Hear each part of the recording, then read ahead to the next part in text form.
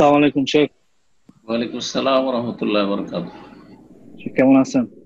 জি আলহামদুলিল্লাহ, বলেন। আলহামদুলিল্লাহ। আমার প্রশ্নটা করা হয়েছিল, আমি আবার রিপিট করতেছি। আচ্ছা, জি।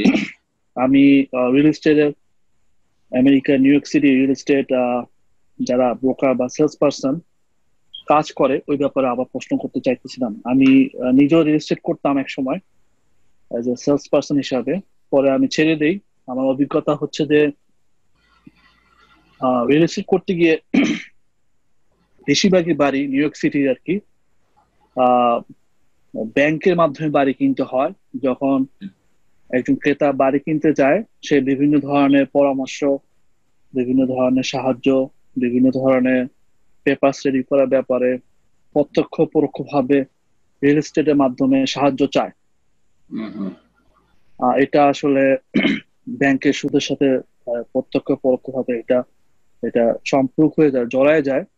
আর এটা এটা কতটুকু কি, আরেকটা হচ্ছে যদি কেউ নগদ তাহলে অর্থে বেচা কিনা করে তাহলে ঠিক আছে, কিন্তু বেশিরভাগই দেখা যায় ব্যাংকের মাধ্যমে জি বাড়ি জি। বেচা কিনা ক্লোজিং করতে হয়। এটা যদি সে এখন একটু, প্রশ্নটা কি বলেন?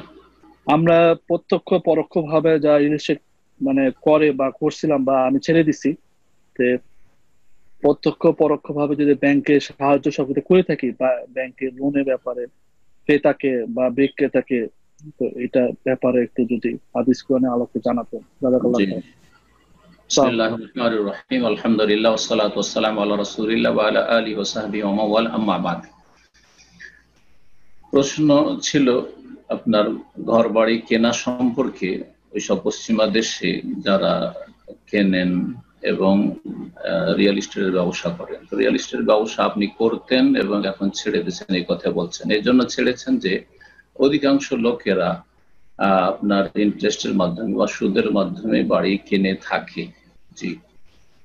যদি এমনটাই হয়, আপনারা ওখানকার অবস্থাগুলি বেশি বুঝছেন, যদি এমনটাই হয় যে কোনো একটা আসল কাজটা, ব্যবসাটা, রিয়েল এস্টেট ব্যবসা হালাল, কিন্তু বহিরাগত কারণে হারাম হয়ে যেতে পারে, সেটা হচ্ছে যে যারা এই কারবারটা করছে, হ্যাঁ, কিনছে, তারা সুদের উপর বাড়ি কিনছে অধিকাংশ লোকেরাই। এটা হচ্ছে বহিরাগত কারণে কোনো কিছু হারাম হয়ে যায়। হ্যাঁ, এইরকম ব্যবসার সাথে জড়িত থাকা জায়েজ নয়। জি, মোটেই জায়েজ নয়। আহ, আর একজন মুমিন সব সময় নিজের রুজিকে হালাল রাখার চেষ্টা করবে।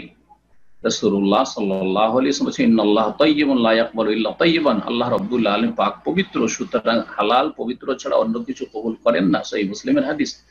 অন্য হাদিসে রয়েছে, আতিব মাতআমাকা তুজাব দাওয়াতুকা, তুমি তোমার রুজিকে হালাল করো, পাক পবিত্র রাখো, তাহলে তোমার দোয়া কবুল হবে। আর রাসূলুল্লাহ আরো বলেছেন যে ইযা হাকা ফি সাদরিকা ফাদাহু, যেখানে তোমার খটকা লাগে, সন্দেহ হয়, অবশ্যই ছেড়ে দাও। রাসূলুল্লাহ আরো বলেছেন যে ওমান ওয়াকা ফি শুবহাত ওয়াকা ফিল হারাম, যে ব্যক্তি সন্দেহের বিষয়ে লিপ্ত হলো, যেখানে হালালও হইতে পারে হারাম হইতে পারে, যদি সন্দেহ থাকে তাহলে সে হারামেই লিপ্ত হয়ে গেল। আর এখানে তো নিঃসন্দেহে সুদ চরম অপরাধ, এত বড় অপরাধ যে আল্লাহ যুদ্ধের ঘোষণা করেছে, রাসূলুল্লাহ সাল্লাল্লাহু আলাইহি ওয়াসাল্লামকে যুদ্ধের ঘোষণার নির্দেশ দিয়েছেন, ফাআযানু বিহারবিন মিনাল্লাহ ওয়া রাসূলিহি। সুতরাং আলহামদুলিল্লাহ যে আপনি এই ব্যবসা ছেড়ে দিয়েছেন, খুব ভালো কাজ করেছেন। এখন এখানে আবার হয়তো প্রশ্ন উঠতে পারে যে আমি যে অতীতে এই কাজগুলি করেছি, কোরআনে কারীমে আল্লাহ বলেছে ইল্লা মা কাদ সালাফ। রাসূলুল্লাহ চাচা আব্বাস রাদিয়াল্লাহু তাআলা আনহু ব্যবসায়ী ছিলেন মক্কায়, এবং তিনি সুদি বড় বড় কারবার করতেন। আল্লাহ রাব্বুল আলামিন বলেছেন ইল্লা মা কাদ সালাফ, যা অতীতে হয়েছে, যা হয়েছে হয়েছে।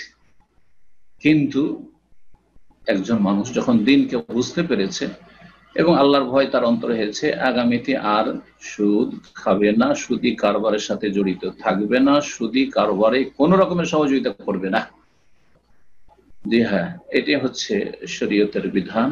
মনে রাখবেন, আল্লাহ রাব্বুল আলামিন যেন হালাল রুজিতে বরকত দান করেন এবং হারাম থেকে বেঁচে থাকার সবাইকে তৌফিক দান করেন।